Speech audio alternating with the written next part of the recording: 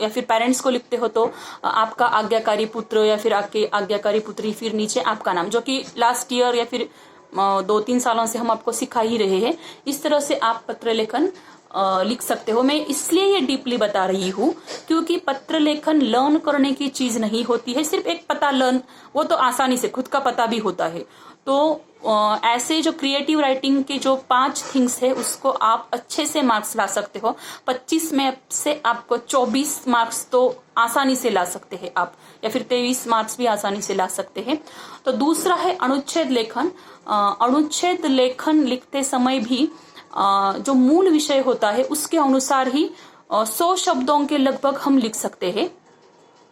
100 शब्दों में कुछ थोड़े 8-10 शब्द कम या फिर 10-12 शब्द ज्यादा हो तो भी चल सकता है, लेकिन अनुच्छेद लेखन के जो संकेत बिंदु, मतलब जो सब पॉइंट हम नीचे देते हैं क्वेश्चन पेपर में आपको, तो उसके अनुसार ही पहले उस सब पॉइंट को, मतलब संकेत बिंदु को आपको पहले समझ लेना है और उस हिसाब से उसका विस्तार करना है।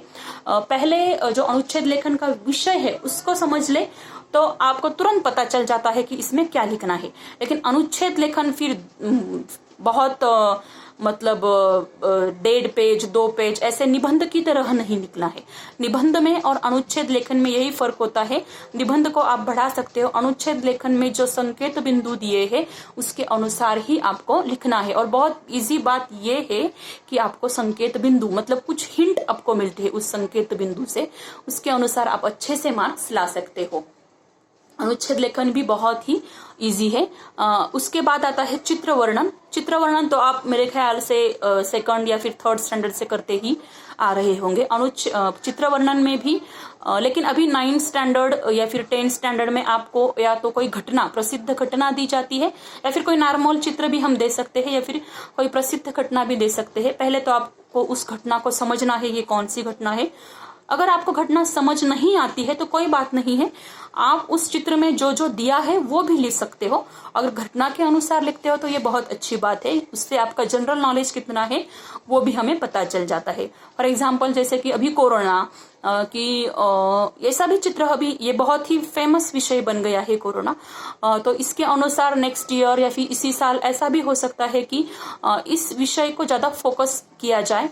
फॉर एग्जाम्पल रोड पर कोई पुलिस है, लोग जा रहे हैं, पुलिस उनको कुछ पूछ रहे हैं कि कहाँ जा रहे हो, क्या जा रहे हो, लोगों ने मास्क पहने हुए लोग जा रहे हैं बहुत पूरी सावधानी के साथ। ऐसा चित्र भी, मतलब उसमें क्या है, एक घटना दी गई है, कोरोना की घटना है, तो उसके अनुसार हम विस्तारीकरण उस चित्र का कर सकते हैं, उसके अनुसार हम लिख सकते हैं।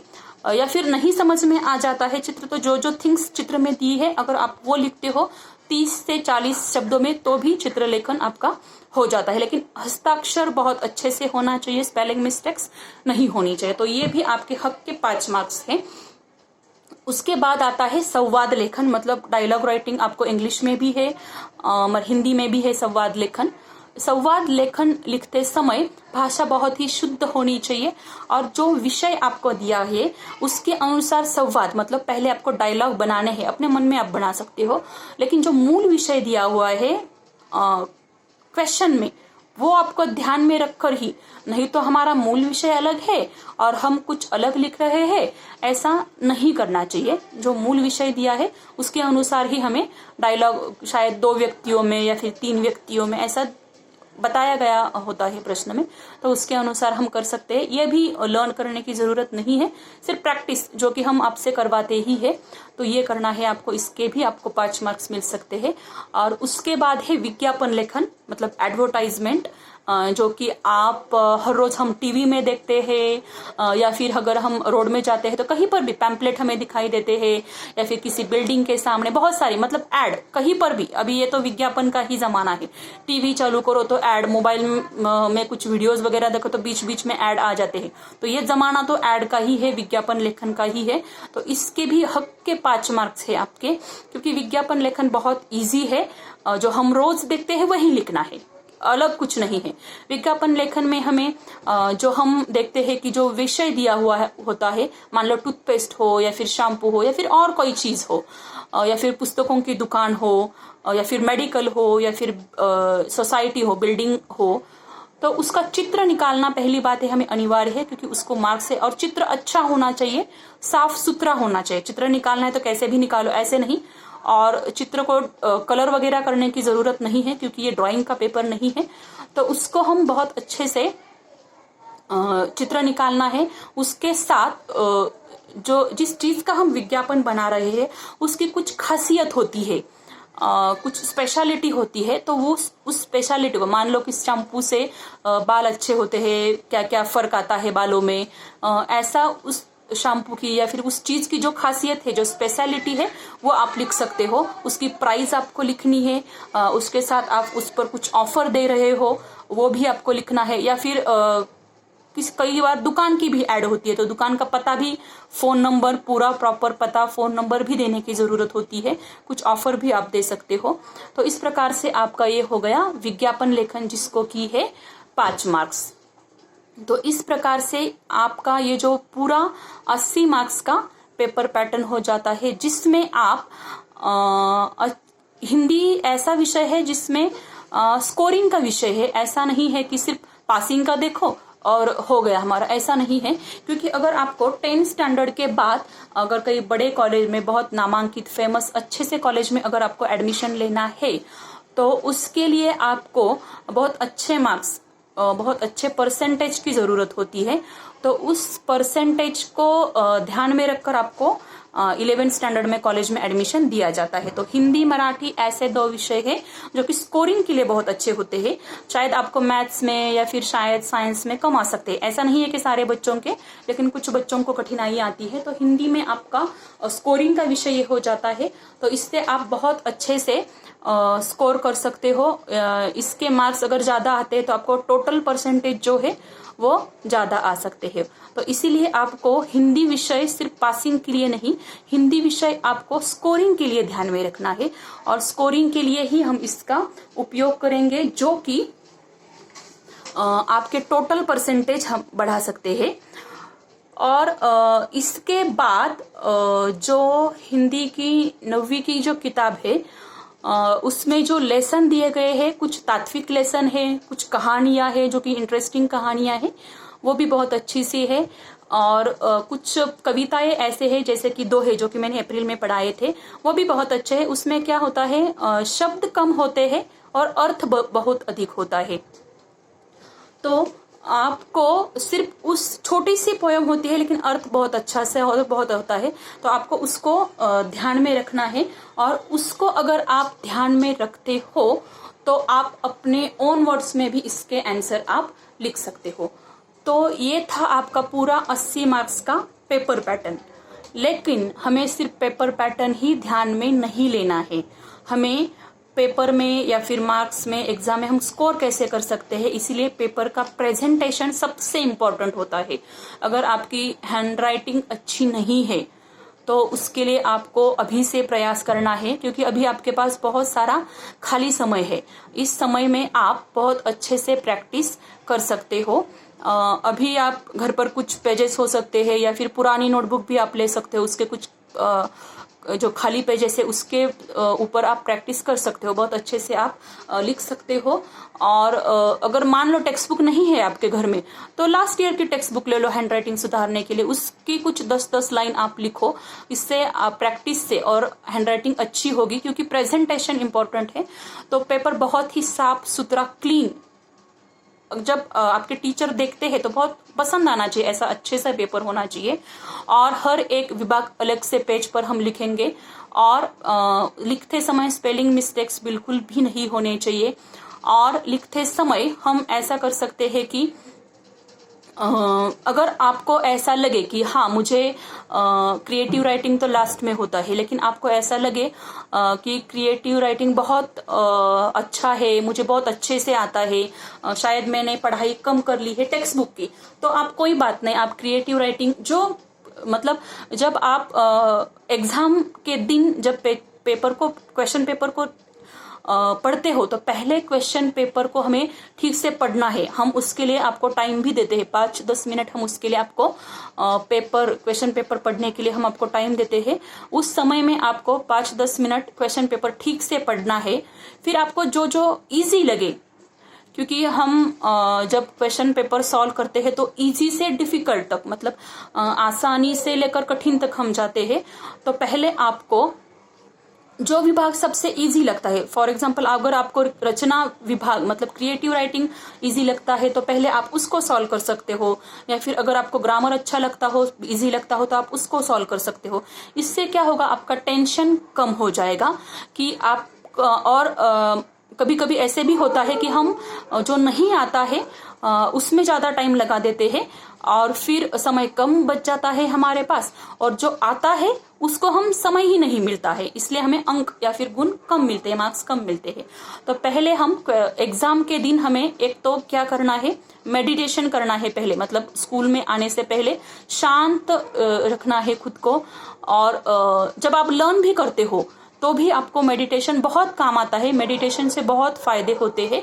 अभी आप घर पर भी मेडिटेशन कर सकते हो, स्मरण शक्ति भी मेडिटेशन से बढ़ जाती है, कंसंट्रेशन भी मेडिटेशन से बढ़ जाता है। तो आप घर पर मेडिटेशन बहुत अच्छे से अभी कर सकते हो, प्राणायाम कर सकते हो, योगा कर सकते हो। लेकिन मेडिटेशन का बहुत ही अच्छा सा इफेक्ट हमारे पढ़ाई में होता है, क्योंकि हमारी जो कंसंट्रेशन है या फिर याददाश्त जो है, स्मरण शक्ति जो है, वो मेडिटेशन से बढ़ जाती है। तो मेडिटेशन का फायदा अभी हम कर सकते हैं। तो पहले हम एग्जाम के दिन मतलब क्वेश्चन पेपर कैसे सॉल्व कर सकते हैं ये मैं आपको भी बताती हूँ, क्योंकि एग्जाम के दिन हमें ज्यादा गड़बड़ नहीं करनी है, डरना तो बिल्कुल भी नहीं है, टेंशन फ्री रहना है। टेंशन पहले लेना है पढ़ाई के समय, एग्जाम के दिन जब हम पेपर लिखते हैं तो ज्यादा टेंशन नहीं लेना है, क्योंकि टेंशन में गड़बड़ हो जाती है। तो इसीलिए जब हम क्वेश्चन पेपर हाथ में लेते हैं तो बिल्कुल भी डरना नहीं है। पहले अच्छे से सावधानी पूर्वक सारे प्रश्न पढ़ने हैं और उसके बाद हमें तय करना है कि क्या अगर सारा इजी लगता है, आपको सारा आता है तो कोई बात नहीं, आप सीक्वेंसली सॉल्व कर सकते हो। लेकिन आपकी मान लो टेक्स्ट बुक की पढ़ाई कम हुई है, क्रिएटिव के अच्छे से आपको आता है, तो आप पहले क्रिएटिव सॉल्व करो, मतलब जो आपको पहले अच्छे से आता हो वो पहले आप सॉल्व करो। उसके बाद जो नहीं आता हो, जिसको मतलब याद करने की जरूरत है, थोड़ा सा ही याद आ रहा है, बाकी का मुझे याद करना पड़ेगा, तो ऐसे क्वेश्चन को आप बाद में सॉल्व करो। और सॉल्व करते समय प्रेजेंटेशन तो मैंने बताया अच्छे से होना ही चाहिए। फिर जो इजी लगे वो लिखना है पहले, जो डिफिकल्ट लगे वो बाद में लिखना है। इस तरह से जो आप पूरा पेपर लिखते हो तो फिर से आपको लास्ट के 10 मिनट जो है, पहले आपको टाइम मैनेजमेंट, जो कि हमने लास्ट ईयर इसके ऊपर एक सेशन भी लिया था, सारे जो बातें थे वो आपको समझाई थी टाइम मैनेजमेंट में, कि क्वेश्चन पढ़ाई का टाइम मैनेजमेंट हमने बताया था लास्ट ईयर आपको, और उसी प्रकार से एग्जाम के दिन का टाइम मैनेजमेंट, मतलब क्वेश्चन पेपर जब आप एग्जाम जाते हो तब उसका भी टाइम मैनेजमेंट हमने आपको लास्ट ईयर सिखाया था। उसी प्रकार से आपको पहले 5 मिनट क्वेश्चन पेपर को, क्वेश्चन को समझने में देने चाहिए। लास्ट के 10 मिनट आपको बच जाते हैं, वो आपको पहले पूरा आंसर शीट आपको देखनी है कि उसमें आपका सारे क्वेश्चन आपने सॉल्व किए हैं या नहीं किए हैं, या फिर कुछ गलत तो नहीं हो गया, या फिर क्वेश्चन के जो नंबर है वो भी आपसे गलत नहीं हो गए, ये भी आपको ध्यान में रखना है। तो इसकी सावधानी आपको लास्ट के 10 मिनट में रखनी है। और जो बच जाता है आपका 10 मिनट, उसमें अगर कुछ क्वेश्चन आपको ऐसे लगे कि हम ऑप्शन भी देते हैं आपको, 7 में से 5, 5 में से 3, अगर आपने 3 लिखे हैं 5 में से 3 जो हमने बताए थे, लेकिन अगर आपको ऐसे लगता है कि एक में थोड़ा सा मेरा कंफ्यूजन है, उतना मैंने नहीं लिखा है जितना लिखना चाहिए क्योंकि मुझे उतना नहीं आता है, तो कोई बात नहीं है, आपके जो लास्ट में जो 2 बचे हुए होते हैं वो आप सॉल्व कर सकते हो। लेकिन सारा पेपर खत्म होने के बाद ही आप, अगर समय है और ऐसा लगे कि कुछ लिखना चाहिए हमें क्योंकि दूसरे गलत आ सकते हैं, तभी आप जो एक्स्ट्रा वाले हैं उसको सॉल्व करने की कोशिश कर सकते हो। इस प्रकार से आपका स्कोरिंग बहुत अच्छे से हो सकता है। और पेपर लिखते समय ये बात भी हमें ध्यान में रखनी है कि जो अपठित गद्य है, अपठित पद्य है, उसको टाइम अगर हम रीडिंग में ज्यादा देना है, लेकिन बाद में अगर वो पैसेज समझ में आ जाता है तो वहां पर टाइम आपका कम लगता है। मैं फिर से टाइम मैनेजमेंट आपको दोहराती हूँ।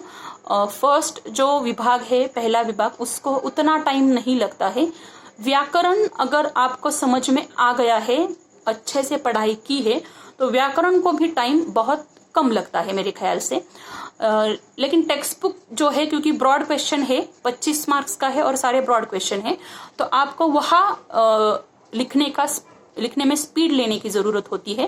टाइम मैनेजमेंट हिंदी में बहुत ही जरूरी है, क्योंकि विषय तो उतना डिफिकल्ट नहीं है अगर आप पढ़ाई करें अच्छे से तो, लेकिन आपको एग्जाम के दिन में टाइम मतलब जो 3 घंटे दिए हुए होते हैं उसमें सारा आपका पेपर कवर होना चाहिए। इसीलिए जो पहला विभाग और दूसरा विभाग है उसमें टाइम उतना नहीं देना चाहिए, और तीसरा और चौथा जो विभाग है उसमें लिखना बहुत ज्यादा होता है। आपको 25-25 मार्क के ब्रॉड क्वेश्चंस होते हैं, तो उसमें आपको ज्यादा टाइम देना चाहिए।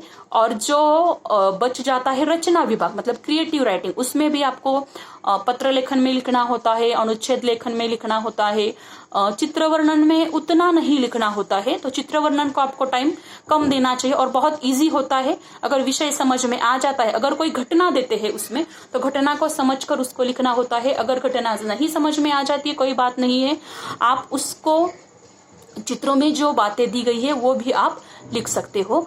अगर हाँ, लेकिन संवाद लेखन में भी आपको लिखना होता है। तो इन 3 चीजों में आपको पत्र लेखन, अनुच्छेद लेखन और संवाद लेखन में आपको ज्यादा लिखना होता है।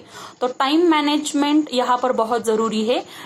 जो तीसरा और चौथा विभाग है 25-25 मार्क्स के, मतलब 50 मार्क्स ये इन 2 विभागों को है, आपको 2 विभागों को, तो उसमें टाइम बहुत ही आपको देना है, क्योंकि बहुत ज्यादा लिखान उसमें होता है। तो और प्रेजेंटेशन, क्रिएटिव राइटिंग में प्रेजेंटेशन भी इम्पोर्टेंट है और स्पेलिंग मिस्टेक्स नहीं होने चाहिए। तो इस प्रकार से हम पेपर का टाइम मैनेजमेंट जो कि लास्ट ईयर बताया था वही है। तो इस प्रकार से हम हिंदी विषय की पढ़ाई बहुत अच्छे से कर सकते हैं, क्योंकि हिंदी बहुत ही मेरे ख्याल से इजी विषय है और बहुत बच्चों का पसंदीदा विषय है। तो हिंदी में हम बहुत अच्छे से मार्क्स भी ला सकते हैं, लेकिन अगर हम थोड़ी सी मेहनत अगर हम और बढ़ाते हैं तो ये थी हिंदी विषय से संबंधित बातें, या फिर हिंदी क्वेश्चन पेपर से संबंधित बातें, आपके पोर्शन से संबंधित बातें। अगर मेरे ख्याल से आपके सारी शंकाएं 9th स्टैंडर्ड के हिंदी की सारी दूर हो गई होगी, ऐसी मैं आपसे आशा रखती हूँ। और मैं आपसे ये भी आशा रखती हूँ इस लॉकडाउन के दौरान, या फिर ये जो ऑनलाइन हमारा जो सेशन चल रहे हैं या फिर जो पढ़ाई चल रही है, इसके दौरान मैं आपसे ये आशा रखूंगी कि आप बहुत सारी अच्छी बातें, अच्छे एक्टिविटीज और बहुत सारी अच्छी चीजें आप सीखने वाले हो। जो हम स्कूल फिर से ज्वाइन करेंगे, आप जब स्कूल आएंगे, हम भी जब स्कूल आएंगे, तो हम ये देखने ही वाले हैं और आप सभी से पूछने वाले हैं इन छुट्टियों का आपने कैसे सदुपयोग किया। क्योंकि पढ़ाई तो करनी है, पढ़ाई के साथ बहुत सारी, मैंने शुरू में ही बताया, बहुत सारी अच्छी बातें भी आपको सीखनी है। हम बहुत सारा रीडिंग कर सकते हैं। टीवी में भी हम बहुत सारे जनरल नॉलेज के चैनल है हमारे यहाँ, जो कि हमें बहुत सारे एनिमल प्लैनेट या फिर दूसरे भी बहुत डिस्कवरी ऐसे भी चैनल है जिससे हमारा जनरल नॉलेज बहुत अच्छा हो सकता है। तो ऐसे बहुत सारी बातें हैं जो आप इस लॉकडाउन के दौरान सीख सकते हो। तो हम जब स्कूल रिज्वाइन करेंगे, हम और आप, तब मैं आपसे जरूर पूछूंगी कि आपने क्या क्या अच्छी बातें सीखी है। अभी के लिए मैं यही मेरा जो वीडियो है वो समाप्त कर देती हूँ। Thank you.